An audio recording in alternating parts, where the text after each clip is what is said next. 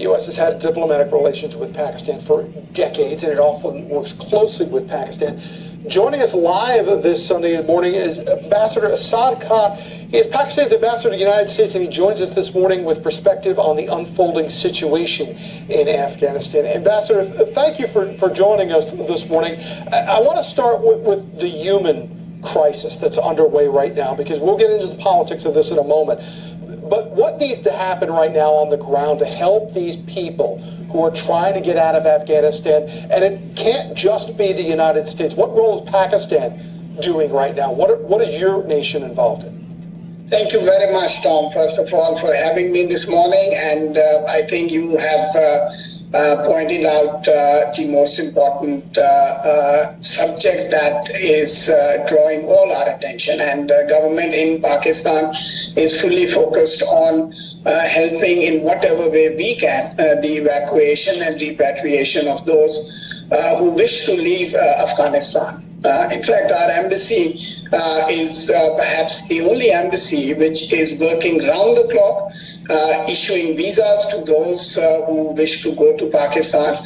And not just that, we are also, we have notified that those who, arrive at our airports and entry points, foreign nationals, those working for international NGOs, international financial institutions, they will be allowed entry into Pakistan on arrival. We have, I can share with you that so far until yesterday, repatriated close to 1,800 diplomats, foreign nationals, and Afghans working for foreign missions and international agencies. And that process is going on as we speak. And I think in terms of what the international community should do, it's very important that we all work together. I want to ask you about that part, because there have been questions over the past week about whether Pakistan is fully on board with what the United States is trying to do in that country. Your prime minister was quoted this week as congratulating Afghans for breaking the shackles of slavery. There appears to be a disconnect between your diplomatic and your government implements in Pakistan and some of the former military commanders who appear to be supporting what the Taliban has been doing over the last couple of days. So could you clear this up for us? Is Pakistan supportive of the Taliban taking over Afghanistan, or are they trying to insert themselves into this to have a voice to work with the Pakistan to stabilize that country? I think to basically pick on one isolated quote, and that too basically taken completely out of context is not fair, Tom. Pakistan has consistently articulated its position on the situation in Afghanistan. We are one country that has suffered the most.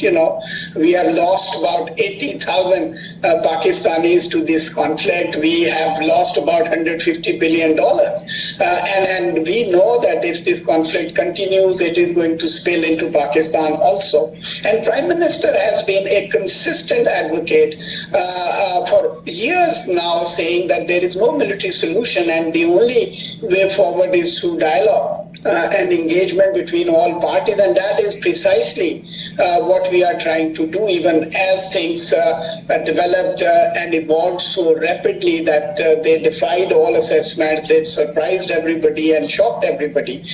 We are working with Afghans, and we are also happily working with the other members of the extended Troika. That includes China, that includes Russia, that includes the United States, in terms of coordinating our positions to make sure that the promises and declarations that Taliban have made, and they live up to those promises. And also, I want to ask you about those promises, because one of the things the Taliban said this past week was that they were going to respect women's rights. It's a big concern here in the United States.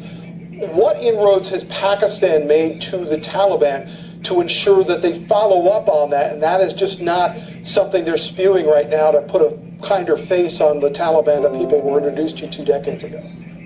I think we are watching, like all others in the international community, in terms of what they do and how they do, but the feedback that we are getting from the ground is that barring the airport, where unfortunately things are going from bad to worse, the rest of Kabul and rest of Afghanistan, there are no incidents of violence. Taliban have not conducted the way everybody feared they would, and they have opened schools, they have allowed female anchors to basically come in public. So I think there is some room, Tom, for optimism there so far. Well, some of the reporting on the ground disputes that there has been violence, especially at the airport. I want to leave you real quick. We have 1 minute left.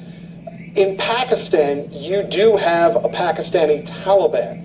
Are you concerned that if this Islamic State is established in Afghanistan, you could see such pressures within your own country, and you are a nuclear state?